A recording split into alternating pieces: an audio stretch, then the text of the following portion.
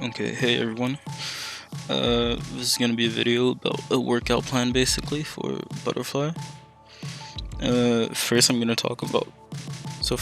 When we look at the muscles used for butterfly, we can see that mostly the chest is used, the triceps, the abdominals, and the glutes, and also the shoulders. This is because of the movement of butterfly and how it is made, and there are a couple exercises that could be really beneficial if you do these while you're not swimming. Now, for all of these exercises, I do recommend doing them each 10 times and do 4 sets of each. So you'll do 4 times 10 repetitions of set. I would also recommend about 30 seconds of rest and maximum 1 minute of rest at any time for this workout. So let's get into it. First off, for push-ups, the most important is to always keep your back straight.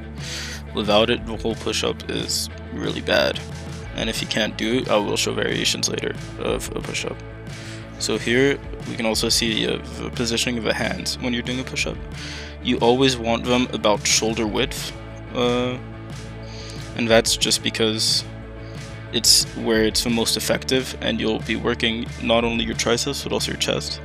Sometimes you can also have a wider stance with your hands, which would work on basically only your chest and a lot less of your triceps, which could also be beneficial in certain situations if you really need it. Yeah, and here's a wider stance. Now, a variation of a push-up is to do it on the knees if you're having a hard time.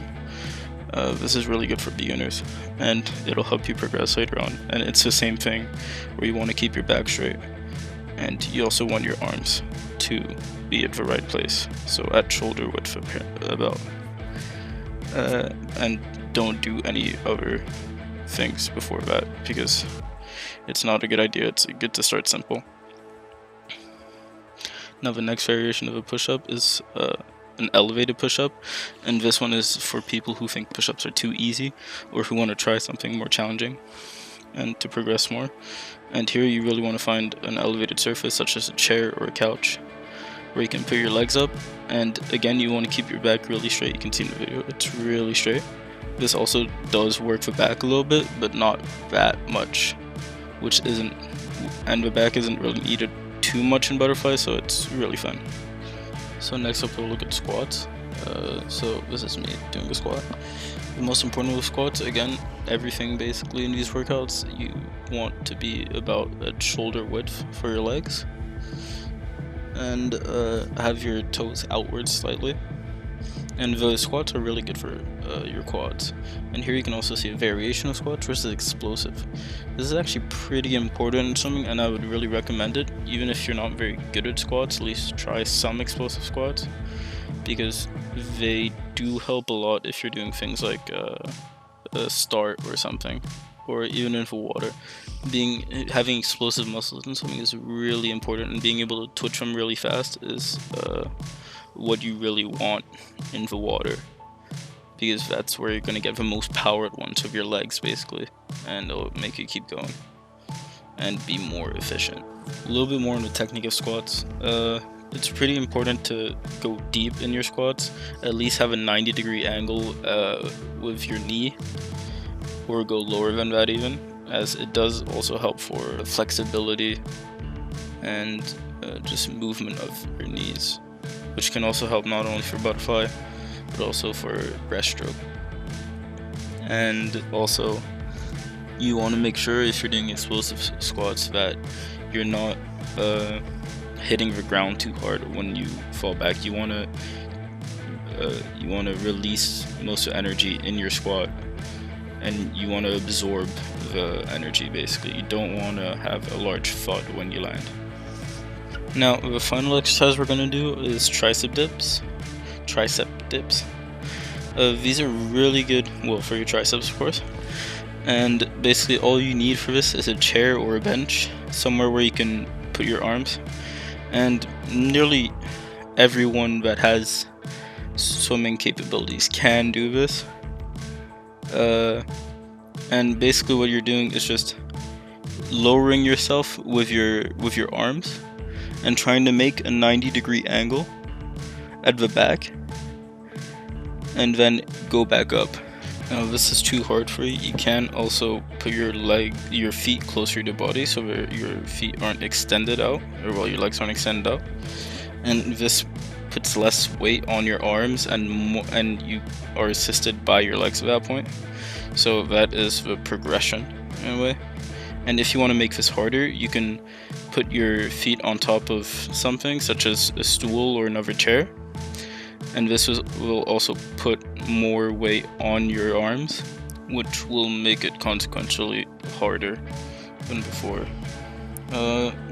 Another use for tricep dips, if you have the ability, you can use 2 chairs and have your feet completely off the ground, and this can also work your chest in the same way than a push-up.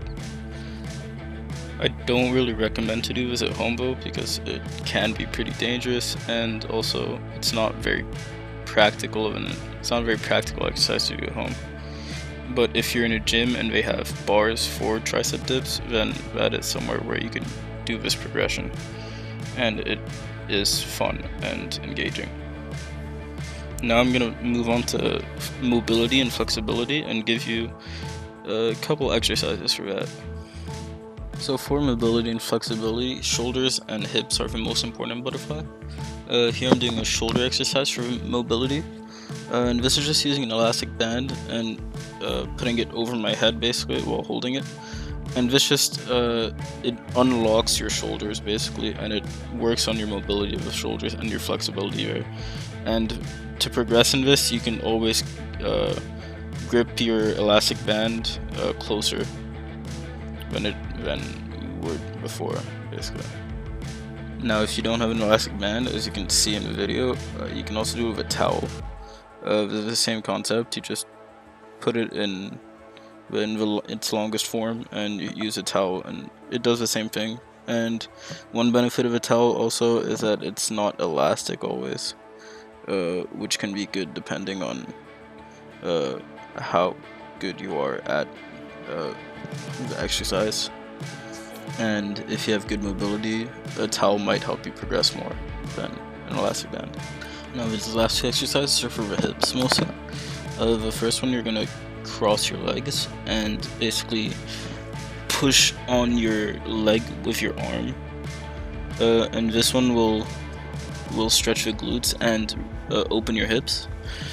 And for the second one, it's pretty much the same thing, but you're putting your leg in front of you and you're nearly sitting on your leg basically.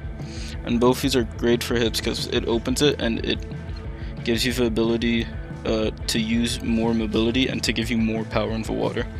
And this is where it becomes as important as the actual strength training, as it does help a lot to be able to output all the power that you can while swimming.